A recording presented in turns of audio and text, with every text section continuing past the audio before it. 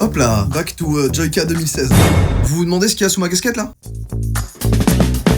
Vous voyez ça? C'est une des choses que j'ai le plus envie d'avoir. En tout cas, à un moment précis dans ma vie, c'était la chose que j'avais le plus envie d'avoir. Et vous allez comprendre pourquoi. Aujourd'hui, je vais vous raconter une anecdote qui m'est arrivée et comment je me suis retrouvé dans cette situation. Lundi soir, minuit 30. Donc c'est-à-dire on est mardi matin. Oh, déjà je m'embrouille. La ville d'Angers est calme, c'est un lundi tranquille, il y a pas de bruit dans la rue. J'habite dans un immeuble qui est protégé par un digicode. On n'est pas beaucoup dans l'immeuble, on s'est tous déjà vus au moins une fois, enfin bref. Un lundi soir normal. Moi je suis dans ma pièce avec un casque sur les oreilles et je regarde une vidéo de Feld Up. Et je jouais à Call of Antia. Ok, alors je vous explique. J'étais en train de tourner des scènes de reconstitution et là mon médecin m'a appelé. Allô? Oui, bonjour, c'est votre médecin, il faut que vous veniez vite au cabinet là. J'ai pris une douche un peu en speed, je me suis préparé. Et je jouais à Call of Antia. Il est beau ce jeu, c'est un univers fantasy avec des dragons, des héros, des ça. C'est un jeu mobile de type RPG qui mélange puzzle et combat, mais pas que. Vous avez une aventure solo et vous pouvez faire du 1v1 aussi. En gros, les combinaisons que vous allez faire avec les formes, ça génère des attaques, des combos et des compétences spéciales. Faut vraiment que je bouge. Là j'ai pris ma voiture pour aller vite chez le médecin. Et je jouais à Call of Antia. En plus, vous avez des héros qui vont vous accompagner dans cette quête et qui vont vous aider à taper les ennemis. Il y en a plus de 50 qui ont tous une compétence différente et un niveau de rareté différent. Oh la vache. Allez, je continue. En héros légendaire, par exemple, vous avez Morgane ou Wukong. Ça me dit un truc. Finalement, je suis arrivé chez le médecin, on m'a fait patienter 1 heure. Et je jouais à Call of Antia. En plus, c'est fou parce que la musique de la salle d'attente, c'est celle du jeu. Monsieur? Oui. C'est à vous. J'arrive. Bon, j'étais en train de regarder vos analyses. Et je jouais à Call of Antia. J'ai vu que vous n'aviez pas d'alliance. Ça vous dirait de me rejoindre? Et mes analyses, ça dit quoi? Vous avez 2 cancers. Oh, Et le Covid. dommage. Ah oui. Bah, je vais rentrer chez moi. Et jouer à Call of Antia. Mais pas seul cette fois. Et en plus, vous allez pouvoir en profiter aussi, puisqu'avec le code Joyka, vous allez commencer l'aventure avec 200 gemmes, 30 points d'énergie et 30 000 pièces d'or. Mais attention, c'est que pour les 300 premiers. Après, il n'y a plus. Ah oui. Dans tous les cas, vous connaissez, tout est dans la description. Au revoir. Bref, on revient à l'histoire de base. Moi, je suis dans ma pièce avec un casque sur les oreilles et je regarde une vidéo de Feld Up. À minuit 30, regarder une vidéo de Feld Up, c'est que t'as envie qu'il se passe quelque chose dans ta vie. D'horrifique. Pour ceux qui connaissent pas, c'est quelqu'un qui fait des vidéos autour de la thématique de l'horreur, un peu des trucs très psychologiques. Il faut savoir que déjà, dans ce contexte-là, de regarder des vidéos horreur à minuit 30, quand tout est calme, tout est prétexte avec quelque chose d'horreur. Un bruit, du parquet, un truc, n'importe quoi, c'est danger. Mon chat qui miaule, c'est danger. En gros, n'importe quel bruit dans ce contexte peut faire peur. Bref, je suis en train de regarder la vidéo et à un moment, j'entends ce bruit. Et je me dis, bah c'est dans la vidéo, donc je reviens un petit peu en arrière, je réécoute le passage, et là il y a pas ce bruit que je viens d'entendre. Mais ok, je continue la vidéo, je suis un peu moins serein, je vais pas vous mentir, et je rentends ce bruit, plus fort, une deuxième fois, et une troisième fois. Là j'enlève le casque, et je me dis, attends, le fait de regarder des trucs horreur, mon cerveau il génère des sons, je sais pas, j'étais dans ce mood là. Donc j'enlève le casque, et j'écoute, et j'entends ce bruit, encore. Et il est pas normal ce bruit. À minuit 30, un lundi soir, dans un immeuble sécurisé. Il est pas logique, il a rien à foutre là. Le cerveau, il commence à travailler fort, et c'est le meilleur scénariste de film d'horreur, le cerveau. Il peut créer n'importe quelle situation à partir de rien, il crée un film d'horreur où vous allez mourir à la fin. Sauf qu'il y a un truc qui me rassure, c'est que mon appart, il est complètement sécurisé. Même si je sais que je suis protégé, à ce moment-là, mon cerveau ne veut pas l'entendre, et il se dit, il y a un danger, il y a quelque chose qui se passe. Donc là, je suis debout chez moi, en caleçon, et il y a ce bruit en continu, qui est de plus en plus fort. Mais à ce moment-là, c'est encore loin le son. Je l'entends, il est loin, je sais que ça se passe dans mon immeuble, mais ça va pour l'instant, c'est pas chez moi. J'attends de savoir ce qui se passe. Je me dis, c'est normal, c'est pas normal. Vu que je suis sur YouTube, c'est peut-être des gens qui m'en veulent. C'est trop long. Je suis désolé, l'intro de l'anecdote, elle est longue, sa mère. Je suis pas bien et mon 6ème sens, il me dit, il y a un truc qui va pas. Je sais pas s'il faut que j'intervienne. J'entends la pire chose qui pouvait arriver à ce moment-là. J'entends des bruits de pas qui montent et qui s'arrêtent devant ma porte. Je suis dans un immeuble des années 1800, j'en sais rien, et tout est en bois, donc tout craque. J'ai du parquet partout et ça fait ce bruit-là. Voilà, vous connaissez un peu. Les bruits de pas s'arrêtent devant ma porte. Et là, pas de bruit. Rien. Pendant au moins 15-20 secondes, il y a quelqu'un devant ma porte et il y a pas de bruit. C'est très long, à minuit 30 un lundi soir. Et d'un seul coup, ça toque chez moi. Mais pas comme ça. Ça toque comme ça. Vraiment, je vous jure que c'est pas une vanne. Ma porte elle bouge et tout, et je suis vraiment à 1 mètre comme ça, et j'entends ça. Là, les films, c'est plus des films, c'est des trilogies, il y a tout ce qui se passe dans ma tête. Ça va pas toquer en j'ai besoin d'œufs ou de farine. C'était pas ce tocage-là, je connais un peu, je fais reconnaître les tocages. C'est un tocage de ouf cette putain de porte. Donc, état de stress instantané, j'ai les mains qui deviennent moites en 5 secondes, et dans ces moments-là, il y a pas 40 solutions. C'est soit j'ouvre, soit je fuis. Évidemment, j'ai choisi la fuite, parce que de l'autre côté, si j'ouvrais la porte, j'ouvrais aussi la possibilité de tous les scénarios que je me suis fait avant dans ma tête. Je peux pas fuir, je suis chez moi. Donc, fuir, c'était en réalité faire le mort et faire aucun bruit. Et du coup, j'ai pas bougé. Et ça a toqué longtemps. Et vous voyez ce genre de truc là, je pense que c'est déjà arrivé à certains d'entre vous. Quand vous vous battez avec quelqu'un ou quand vous avez eu une embrouille avec quelqu'un, après, vous vous dites automatiquement, à ce moment-là précis, j'aurais dû dire ça. Si j'avais tapé au bon endroit, en fait, je l'aurais neutralisé instantanément. Et ensuite, j'aurais fait clac. Et là, tout le monde m'aurait regardé, aurait applaudi comme ça en disant, putain, t'es le boss, viens manger à la maison. Vous voyez ce que je veux dire? On se fait des scénarios d'après scénario. Et quand j'y pense et que j'en parle maintenant, je me souviens qu'au moment où ça s'est passé, dans ma tête, j'avais une petite voix qui disait, Ouvre la porte. parce que ce que je vous ai pas dit, c'est que j'ai pas fait le choix de la fuite en premier. J'ai ça chez moi. Ça, dans ce genre de moment, ça te fait gagner une confiance en toi que t'as jamais soupçonné. Et la petite voix dans ma tête, elle pensait que ça allait se passer comme ça.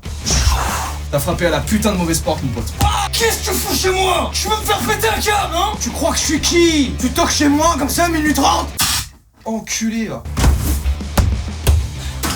Les voisins, c'est bon, j'ai géré le truc. Waouh. Et on sait tous et toutes ce qui se serait passé réellement.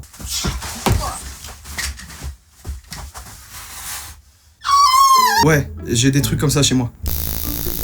Je sais pas, on sait jamais, mais vous allez voir, c'est pas fini. Ça, c'était ma voix dans ma tête. Je choisis donc un début d'affrontement, mais très vite la fuite. Et là, je fais un truc très simple, 17. Il y a un gars derrière ma porte, je vois pas qui c'est, je vois pas sa tête, il toque comme un fou là, j'appelle les flics, au bout d'un moment, j'ai pas envie d'ouvrir en fait. Allô, police? Oui, c'est moi, il y a un problème. Dans mon immeuble, il y a un mec, je crois. Il tape partout et il me fait peur. Ok, vous habitez où? J'habite là, on arrive. Je vous le jure sur ma vie, 3-4 minutes maximum, je vois des gyrophares à travers ma fenêtre. Et la première chose que je me suis dit après, waouh, ils sont rapides, hein, c'est, je pense que je suis pas tout seul à avoir appelé. Du coup, j'ouvre la fenêtre, c'est la police, il rentre et il commence à monter dans les escaliers. Plus un bruit.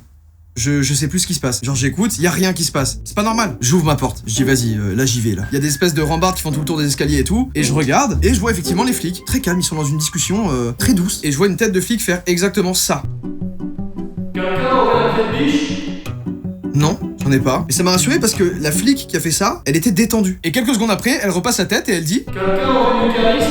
ça ouais, j'en ai de fou. C'est pas ça qu'elle a dit. Elle a dit Quelqu'un aurait un tournevis? ça c'est bon, j'en ai chez moi, je vais en chercher 2-3. Et je me dis, putain, je vais voir qui est cette personne. J'ai besoin de voir qui est cette personne. Et à partir de là, cette personne, on va l'appeler X. J'avais besoin de voir X, lui dire X, je me suis chié dessus. Et vu que ça se battait pas, qu'il y avait pas d'embrouille et qu'on m'a demandé un pied de biche et un tournevis, je me suis dit, c'est ok. Donc, j'ai descendu avec mes 3 tournevis à la main. Il y avait quand même une partie de mon cerveau qui me disait, fais attention, peut-être que c'est des faux flics et qu'en fait ils veulent des tournevis pour t'abattre. Mais je descends, j'amène mes tournevis et je rencontre X. Et la première chose que je dis à X, c'est frère.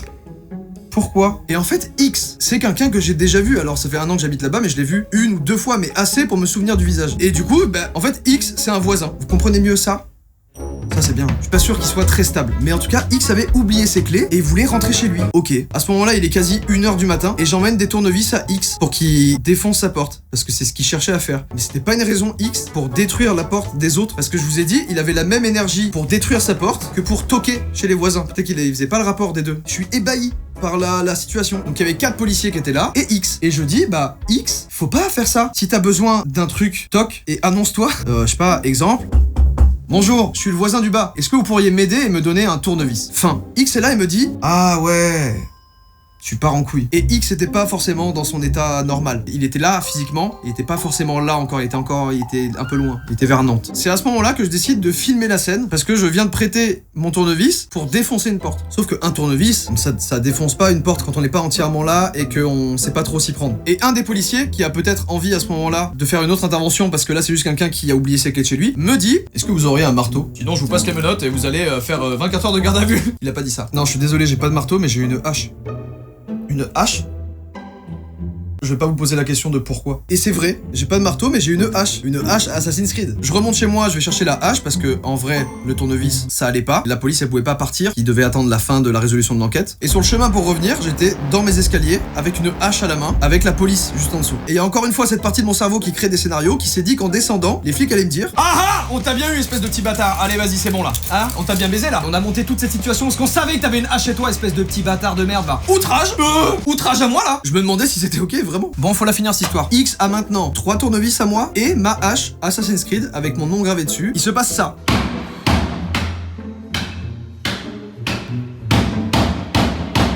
Sauf que X, je vous l'ai dit, il est un peu fatigué, il est pas vraiment là. Et la police ne peut pas intervenir. Moi, je filmais ce que je me disais, il y a personne qui aide X. La police est à côté et il regarde. Pourquoi? Et vous pouvez pas m'aider.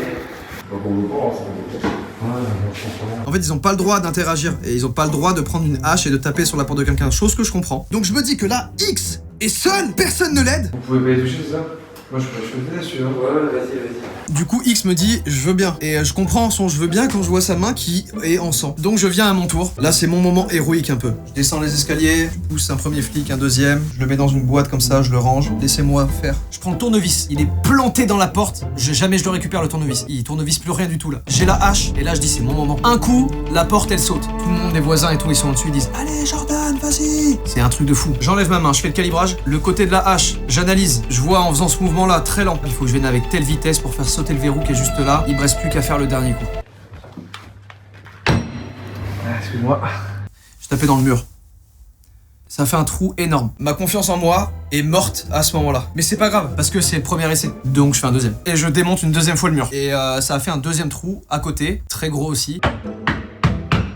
Au bout d'un moment, c'est bon, je mets des coups dedans, j'arrive à taper et tout machin. Sauf que la porte, elle cède pas. Là, ça saoule. Et là, j'ai filmé. Voilà la vidéo.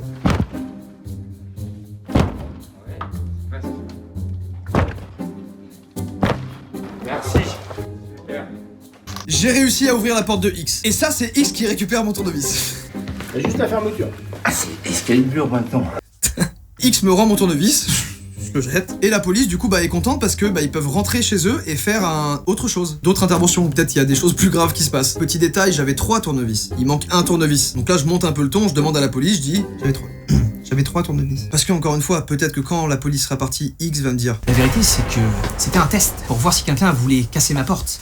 encore une fois un petit film mental, mais ça s'est pas passé. Évidemment, X m'a rendu très gentiment le tournevis et tout allait bien. C'est pas fini. En vrai, cette anecdote, elle est bizarre. Genre vraiment, moi, je l'ai vécu d'une manière lunaire. Alors j'espère que vous allez le ressentir ou quoi. X a pu rentrer chez lui, tout ça. Mais ce que je vous ai pas dit là, c'est que on a des soupçons étranges. En fait, on a un groupe WhatsApp avec quelques voisins, dont une personne très proche de chez X, et on n'est pas sûr qu'il habite encore là.